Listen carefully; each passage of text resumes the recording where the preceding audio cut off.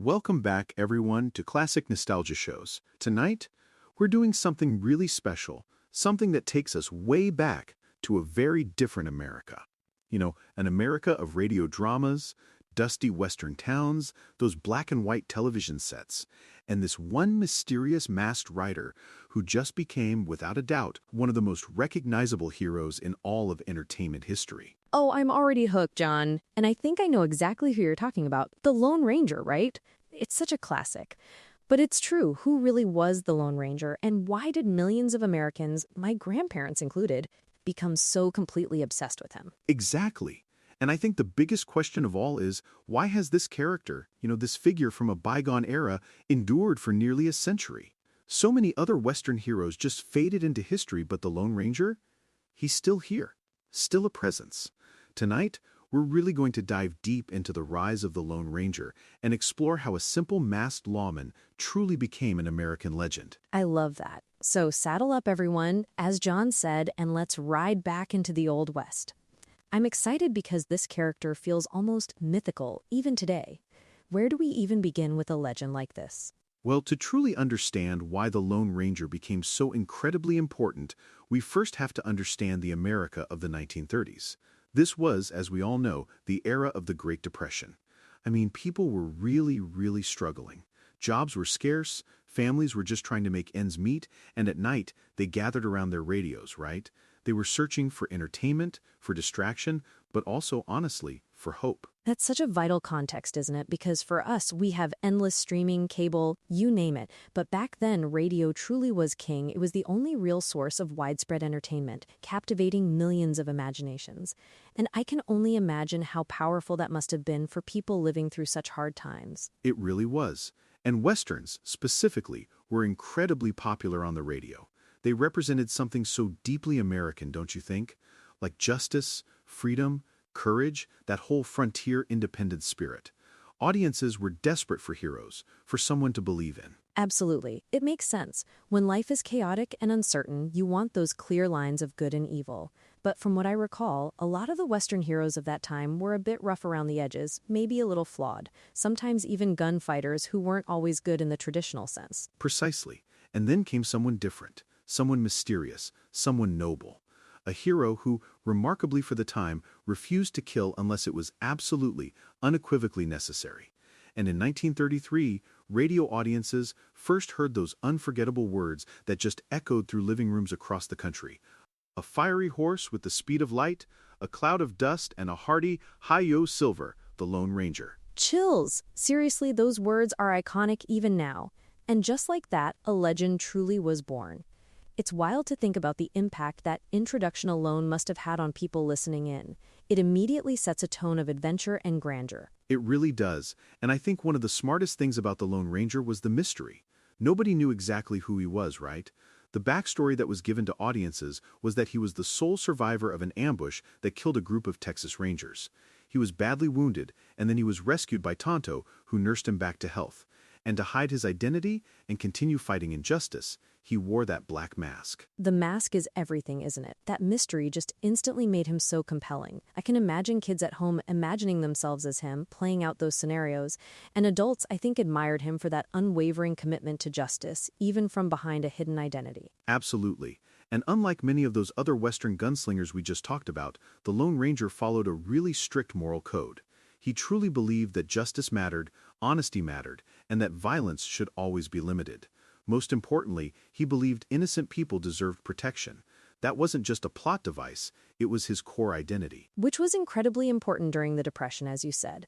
When so much felt out of control, having a hero who represented such clear, idealized American values, who stood for right over wrong without question, must have been a huge source of comfort and hope. He was a moral compass in a time of chaos. Exactly. He wasn't complicated or morally ambiguous. He was a symbol of what was good and right.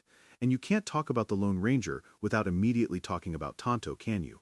Tonto became one of the most famous sidekicks in entertainment history. Oh, absolutely. And it's true, today, discussions about Tonto can definitely become complicated.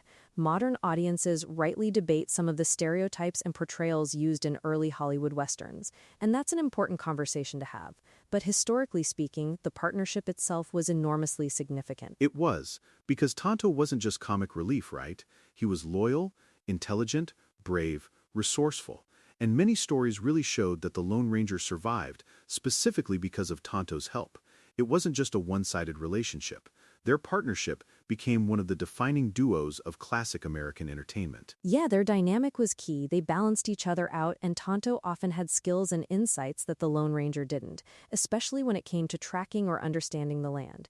It reinforced that idea of teamwork and mutual respect, which was also a powerful message. Definitely. So the Lone Ranger exploded in popularity on radio.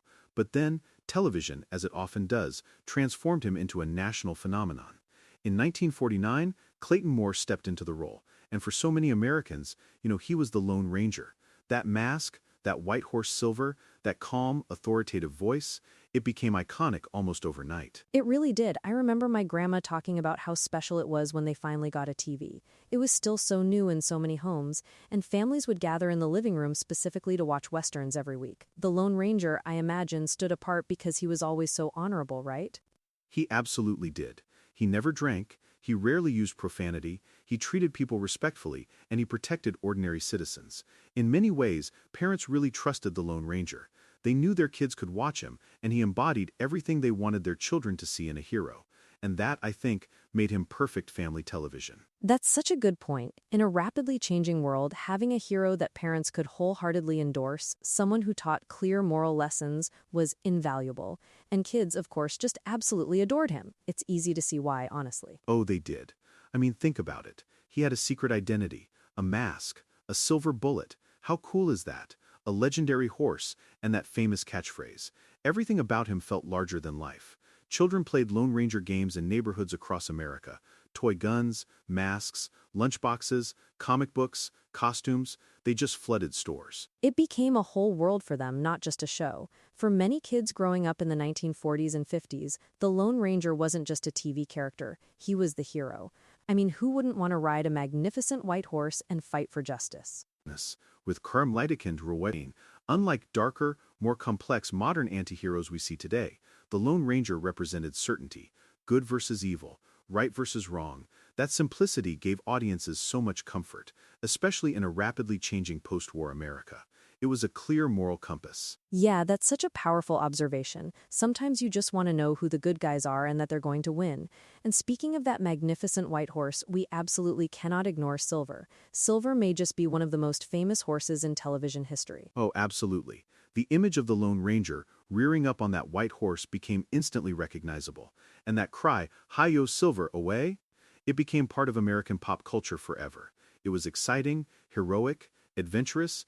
Even people who never watched the show, I'd bet, often recognize that phrase today. That's when you know a character, or in this case, a character and his horse, has transcended mere entertainment and entered cultural mythology.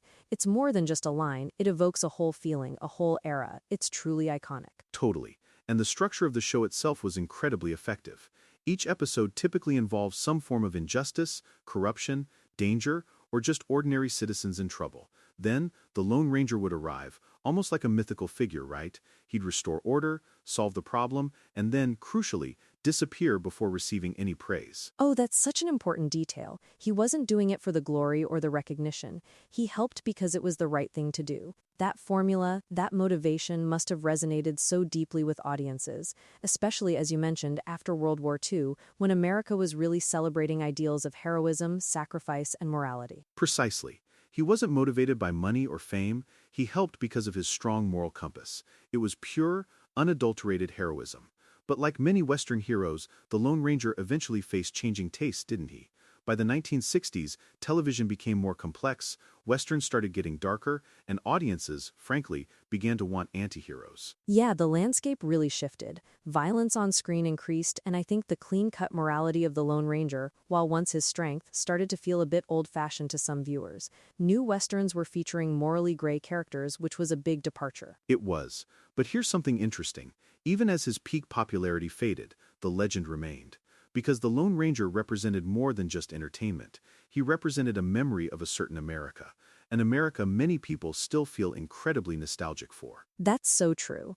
It's almost like he became a time capsule. So even today, why does the Lone Ranger still matter? What is it about him that continues to resonate? I think it comes down to a few core things. First, the character represents timeless ideals: courage, justice, honor, integrity. These are things that never go out of style, right? No matter how complex the world gets, we still crave those fundamental virtues. Absolutely. And second, for millions of people, he represents pure childhood nostalgia. For older generations especially, just hearing the William Tell overture instantly transports them back to another era, to simpler times, to their own childhoods. It's a powerful emotional connection. It really is. And third, I think the Lone Ranger belongs to a lost age of storytelling, an era where heroes didn't need to be cynical to feel powerful. They didn't need to be deeply flawed to be interesting. There's something inherently comforting about that, especially in today's world where things often feel so uncertain and morally gray. That's a profound point. Sometimes it's refreshing to have a hero who is simply, unequivocally good, and you can't deny the lasting legacy either. The influence of the Lone Ranger is everywhere when you think about it. Modern superheroes owe a tremendous debt to characters like him. Oh, absolutely.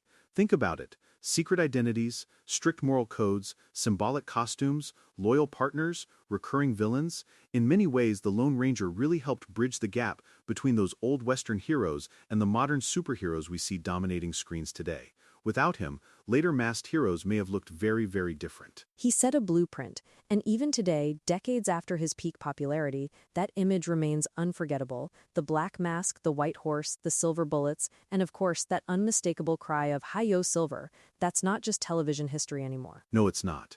That's mythology. The Lone Ranger may have ridden out of the golden age of radio and black and white television, but legends, true legends, they never truly disappear. They survive in memories, in old reruns, in dusty lunchboxes and fading comic books.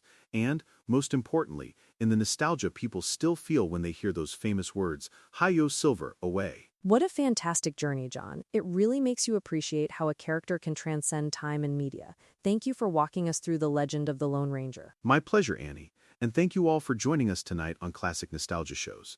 If you enjoyed this episode, please be sure to subscribe, leave a comment sharing your own memories of the Lone Ranger, or let us know which other classic television or movie legend you think we should explore next. We love hearing from you. Yes, your feedback is so important to us. Until next time, everyone, keep the classics alive, and maybe hum a little William Tell overture on your way out.